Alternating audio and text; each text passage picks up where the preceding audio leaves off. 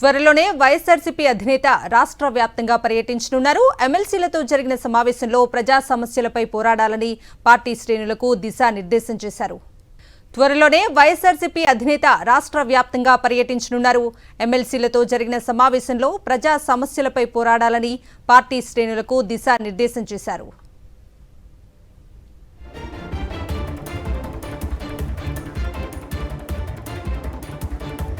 త్వరలోనే వైఎస్ఆర్సీపీ అధినేత రాష్ట్ర వ్యాప్తంగా పర్యటించనున్నారు. ఎమ్మెల్సీలతో జరిగిన సమావేశంలో ప్రజా సమస్యలపై పోరాడాలని పార్టీ శ్రేణులకు దిశానిర్దేశం చేశారు. ఇక ఇదే అంశానికి సంబంధించిన పూర్తి అప్డేట్స్ ని మా ప్రతినిధి రవీందర్ అడిగి తెలుసుకుందాం. రవీందర్, చెప్పండి, త్వరలోనే వైఎస్ఆర్సీపీ అధినేత రాష్ట్ర వ్యాప్తంగా పర్యటించనున్నట్టు తెలుస్తుంది. దీనికి సంబంధించి అప్డేట్స్ ఏంటి?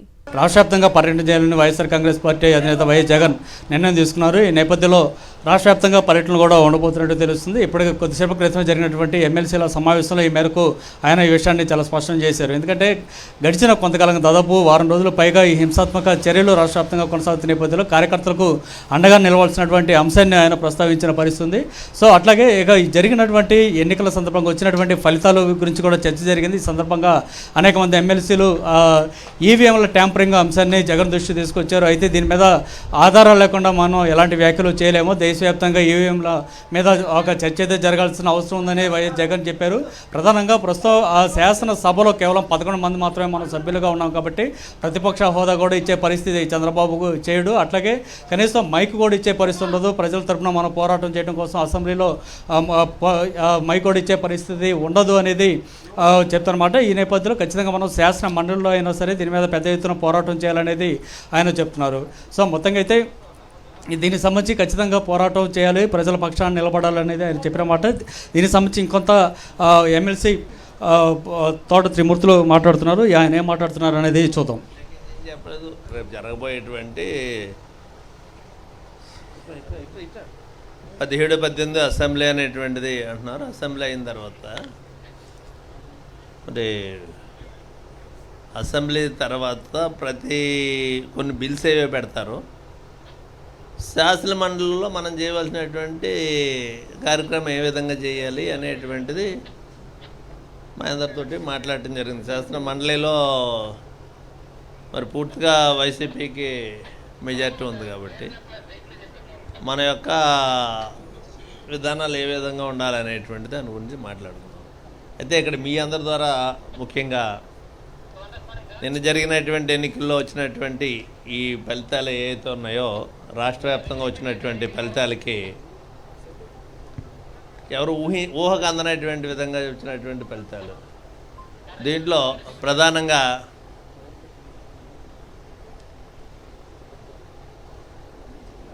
నిన్న జరిగినటువంటి ప్రమాణ స్వీకారం ఈ కార్యక్రమంతో చూసాం.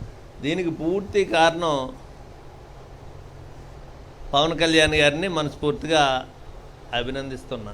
అదేవిధంగా ముఖ్యమంత్రిగా ప్రమాణ స్వీకారం చేసినటువంటి చంద్రబాబు నాయుడు గారిని, వాళ్ళ మంత్రివర్గాన్ని కూడా అందరినీ కూడా అభినందిస్తూ ప్రజలకు ఉపయోగపడేటువంటి కార్యక్రమాలు చేస్తారని చెప్పేసి రాష్ట్రం అంతా ఎదురు చూస్తుంది. అదేవిధంగా వైఎస్ఆర్ పార్టీ పక్షాన అంటే ప్రతిపక్షం అంటే ప్రజల పక్షం, అధికార పక్షం అంటే ప్రజలకు మేలు చేయవలసినటువంటి కార్యక్రమాలకు ఉంది. ప్రజలకు ఏదన్నా నష్టం జరుగుతుంటే మాత్రం ప్రజల పక్షాన్ని నిలబడి పోరాటం చేయవలసినటువంటి బాధ్యత మాకు ఉంది. కాబట్టి మా బాధ్యత మేము తప్పకుండా నిర్వహిస్తాం.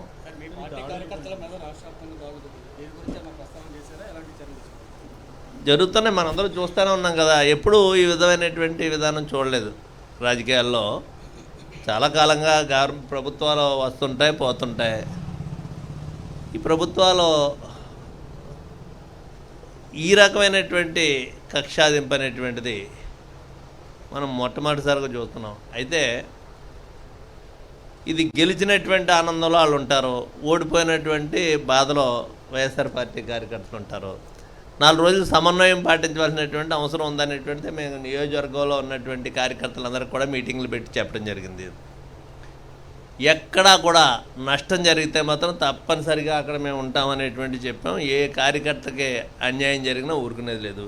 ఎవరి మీదకి మనం వెళ్ళొద్దు. ఎవరన్నా మన మీదకి వస్తే మాత్రం ముడుసు కూర్చునేటువంటి పరిస్థితి లేదు. మనం చేయగలిగినటువంటి ప్రయత్నం మనం చేద్దామనేటువంటిది చెప్పాం. ఏదో గెలిచిన ఆనందంలో వాళ్ళు మాట్లాడచ్చు. ఈవేళ ఓడిపోయాం కాబట్టి 4 రోజులు ఓపికగా ఉండండి అనేటువంటిదే చెప్పడం జరిగింది. ఏది ఏమైనప్పటికీ దురదృష్టకరమైనటువంటి పరిస్థితులు ఈ రాష్ట్రంలో. ఈ రకమైనటువంటి ఎన్నికలు వస్తాయి, వెళ్తాయి, ఎవరో ఒక పార్టీకి వెళ్తుంది, ఒక పార్టీ ఓడిపోతుంది. ఇవన్నీ చూసాం. ఈరోజు ముఖ్యమంత్రి గారు మమ్మల్ని అందరినీ పిలిచి మీటింగ్ పెట్టినటువంటి కారణం కూడా కౌన్సిల్లో మనం ఏ రకంగా మనం వాణి వినిపించాలి, ప్రజల పక్షాన్ని నుండి ప్రభుత్వం ప్రజలకు ఇబ్బంది కలిగేటువంటి ఏ నిర్ణయం చేసినా దాన్ని వ్యతిరేకిస్తాం. ప్రజలకు మేలైనటువంటి కార్యక్రమం చేస్తే కూడా దాన్ని సమర్థించడం కూడా చేస్తాను నేను నా పరంగా.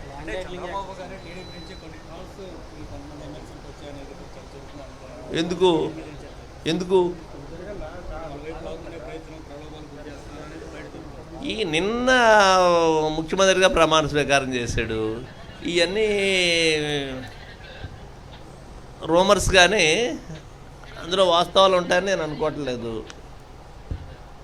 అలాంటి కాల్స్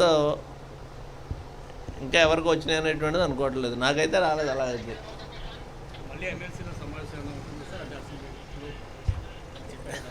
అంటే అసెంబ్లీ డేట్ నిర్ణయించుకుంటే ఆ ఏజెండా ఏమన్నా వస్తే దాని మీద ఉండొచ్చు. బహుశా ఏజెండా చూస్తేనే కానీ దాంట్లో ఏ అంశాలు వస్తున్నాయి కౌన్సిల్కి, ఏటిని వ్యతిరేకించాలి, ఏటిని సమర్థించాలి అనేటువంటిది ఏజెండా చూసిన తర్వాత కదా. ఏజెండా లేకుండా ఏం చెప్పగలుగుతాం?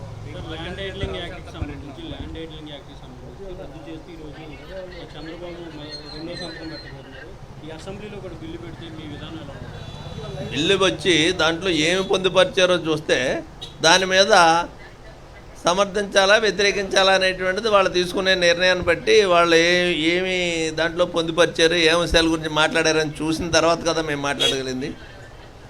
అది ప్రజలకి ఇబ్బంది కలిగేది ఉంటే మాత్రం తప్పనిసరిగా ప్రజాపక్షాన్ని మేము ఉంటాం. దానివల్ల ప్రజలకు మేలు జరుగుతుందంటే కూడా సమర్థిస్తామని చెప్తున్నాం కదా. సో ఇది పరిస్థితి మనం చూస్తున్నాం. ఖచ్చితంగా ఆ అసెంబ్లీలో ఏ బిల్లు వచ్చినా సరే ప్రజలకు మేలు చేకూరుతుంటే కనుక మేము మద్దతు ఇస్తాం. అట్లా కాకుండా ప్రజలకు ఇబ్బంది కలిగేటువంటి అంశాలు ఏమన్నా ఉంటే మాత్రం ఖచ్చితంగా వాటిని విభేదిస్తామని చెప్పి తోట త్రిమూర్తులు చెప్తున్నారు. అట్లాగే ఈ జరిగినటువంటి సమావేశాల్లో కూడా ఇదే అంశాల గురించి వైఎస్ జగన్ ప్రస్తావించారు.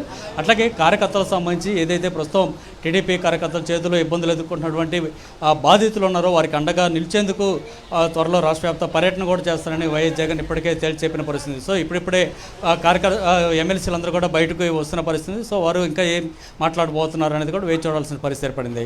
కవిత. Right Ravinder, thank you.